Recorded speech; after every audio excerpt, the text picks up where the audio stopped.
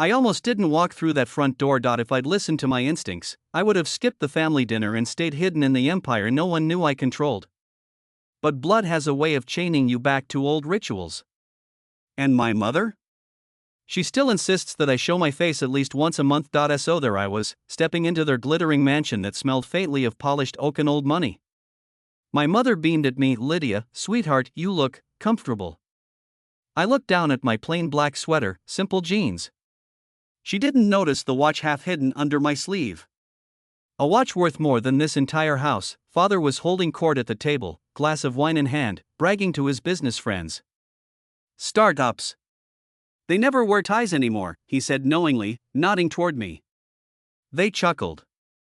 They had no idea I'd signed away $500 million in acquisitions on my phone during the drive-over, and then, the spotlight shifted. My brother Adrian adjusted his perfect silk tie as mother announced with pride, "Adrian's firm just went public. $2 billion valuation." Applause. Toasts. His smug little grin. I hid a smile behind my glass of water. The irony? My company was the reason his stock had dipped last quarter. I'd swallowed 3 of his competitors whole, and he didn't even know it was me. "Lydia's still working on her little tech project," Mom added sweetly. So persistent.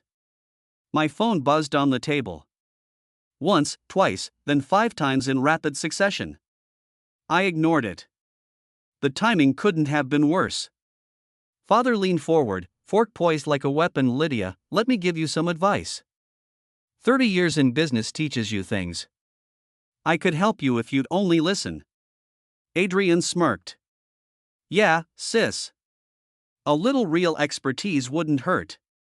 I finally glanced at my phone, and the blood drained from my face. The headline burned into my eyes. "Breaking: Shadowcore revealed.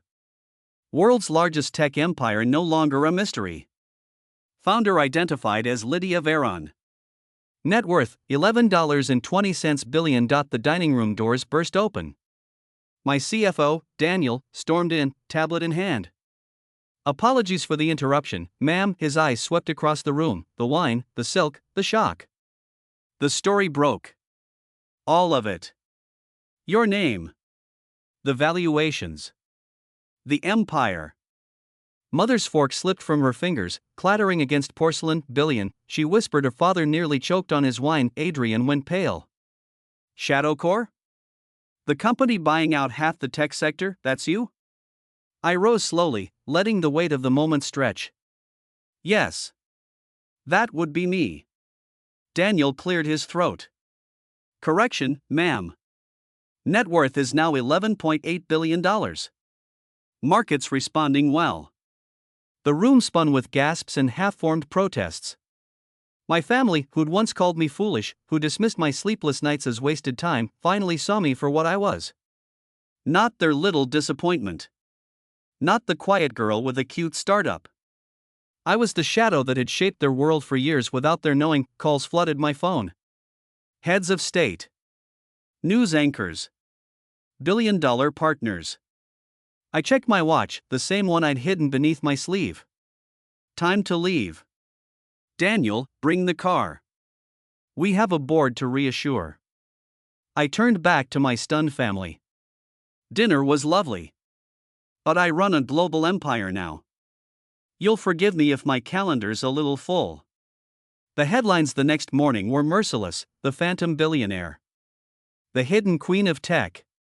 How Lydia Veron outsmarted the entire industry." From the top floor of my penthouse office, I watched the stock tick upward, billions stacking like dominoes. Adrian's company? Sliding toward irrelevance, chained now to my semiconductor supply. My parents showed up eventually. They came into my office, our city's tallest building, their company's headquarters barely a shadow below.